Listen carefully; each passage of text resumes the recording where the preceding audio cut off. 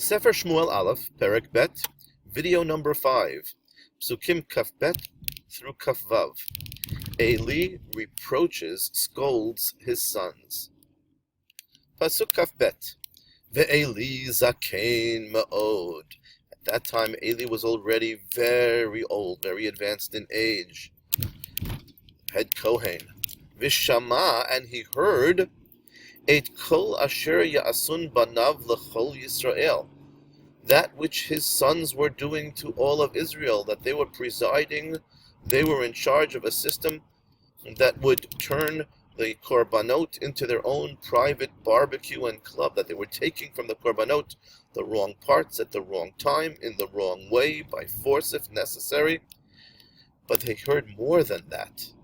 He also heard, and it's not clear if this is true or just a rumor, but he heard, Ve'et asher yishkivun et hanashim hatzovot petach ohel moed, that they behaved improperly with the women who used to come to the Mishkan in order to offer korbanot. That those women came for the sake of the mitzvah, and the sons of Eli behaved as nobody should, and certainly not religious leaders. And Eli wasn't happy with these rumors. Pasuk Kaf Gimel, Vayomer lahem. So Eli said to his sons, Lama ta'asun kadvarim ha'ela. The red letters are his words. Why do you do things like this? Even if it's not even exactly this, even if it's kadvarim, like these things, that's bad enough.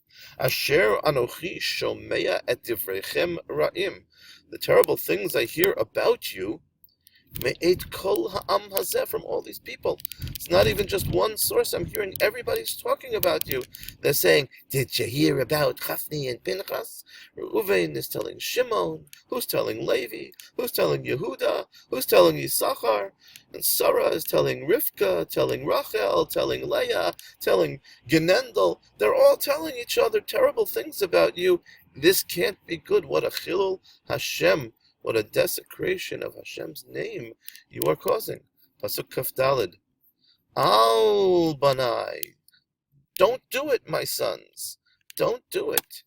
Ki lo tova hashmu'a asher anochi shomea. Because the rumors that I hear are no good. He didn't quite have the courage to say it is bad, ra'ah. He simply said, lo tova.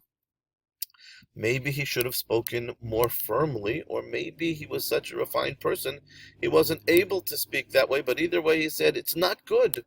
The rumor that I hear, Ma'avirim Am Hashem, the nation of God, is talking that way about its leaders. Pasuk Kaf Hey.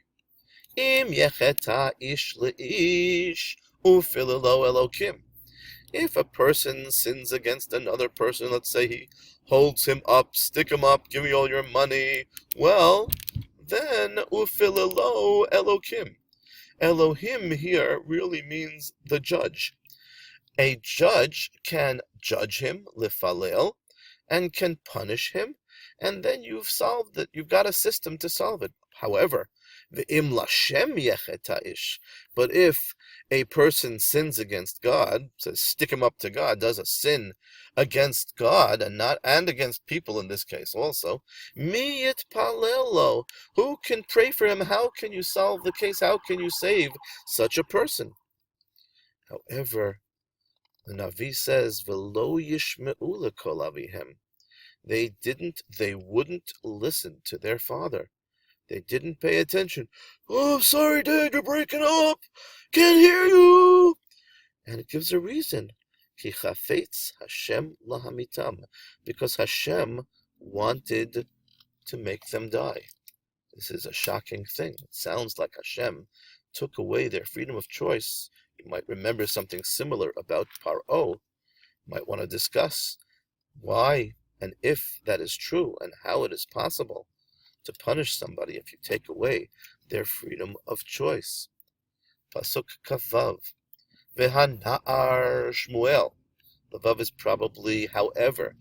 We're again comparing Shmuel and his good deeds to Chafni and Pinchas and their bad deeds. But the young man who was serving Shmuel Holech v'gadel v'tov. He was continuing on the path of growing and becoming better and better and a greater and greater tzaddik. Gam im Hashem, both in his relationship with God and what Hashem thought of him, v'gam im anashim, and his relationship with people.